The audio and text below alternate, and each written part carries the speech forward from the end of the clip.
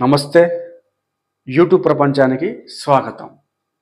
Friends, క్రితం video నేను ఏం చేశానంటే స్త్రీ హత్యలు అనే దాని మీద నేను వీడియో చేశాను.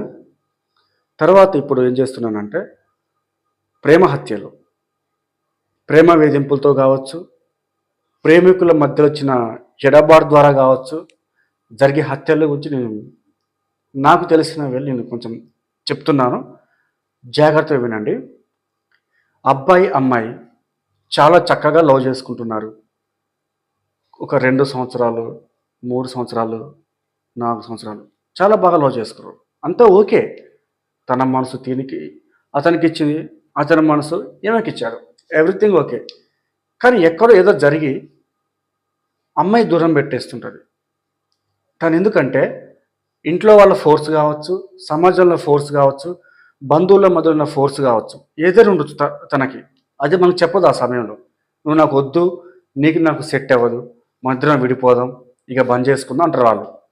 ఇది ఎంతో గాఢంగా ప్రేమించి అతనికి ఇది జీర్ణించుకోలేకపోతూ ఉంటారు. దీన్ని వాడు ఏమంటాడు, ఎందుకు ఇలా చేస్తున్నావు అంటాడు. వదిలేసే బాబుగా నాకు సెట్ అవ్వదు అంటది.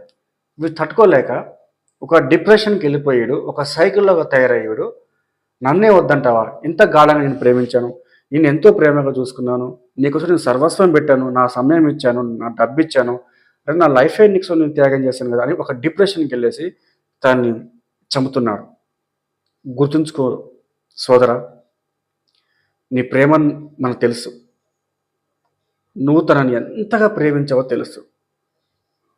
తన కోసం ఎన్నో ఊహించుకున్నావు, నీ కళల రానిగానే ఊహించుకున్నావు, అంతా బాగానే ఉంది. కానీ తనకి నువ్వు వద్దంట.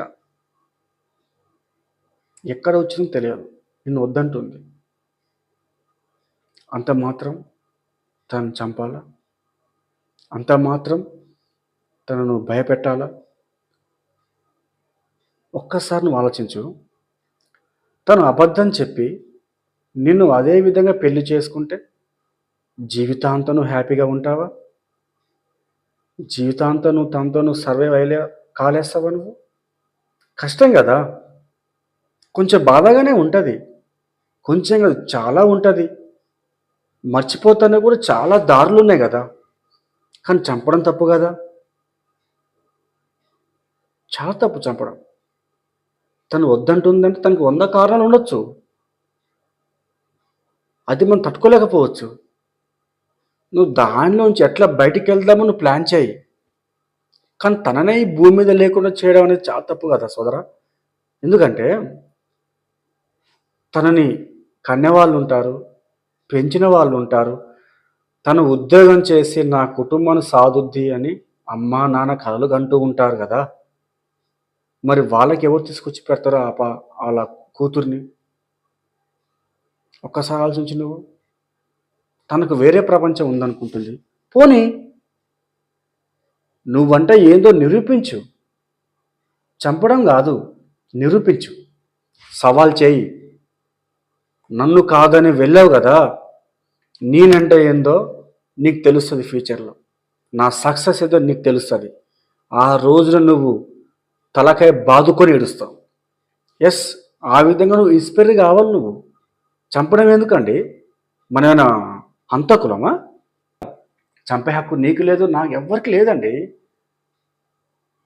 వద్దు. తనని చంపి నీ లైఫ్ నువ్వు ఖరాబ్ చేసుకుంటావు. తన కొరకు ఎలాగైతే ఇంట్లో ఉన్నారో నీ కొరకు ఉంటారు కదా. అమ్మ నాన్న, అక్క చెల్లి, తమ్ముడు, చుట్టాలు, బంధువులు ఉంటారు కదా. ఎస్, ఆలోచించు ఒకసారి. వద్దు, హత్యలు వద్దు మనకి. నిన్ను వద్దనుకుంది పోయినట్టు పోనీ, పోవే అనుకో, సింపుల్. కానీ తనని బ్లాక్మెయిల్ చేయడం, హత్యలు చేయడం, తను బెదిరించడం, మంచిగా ఉన్నప్పుడు తీసుకున్న ఫొటోస్ రిలీజ్ చేయడం వద్దు. ఇవన్నీ చాలా తప్పు. అర్థం చేసుకోండి. ఒకవేళ ఇలాంటి ఆలోచన ఎవరికైనా ఉంటే చెప్పండి వాళ్ళకి. అరే బాబు మానని చెప్పండి. మీరు చేస్తారు, నాకు తెలుసని మీకు మనవి చేస్తున్నాను. సెలవు.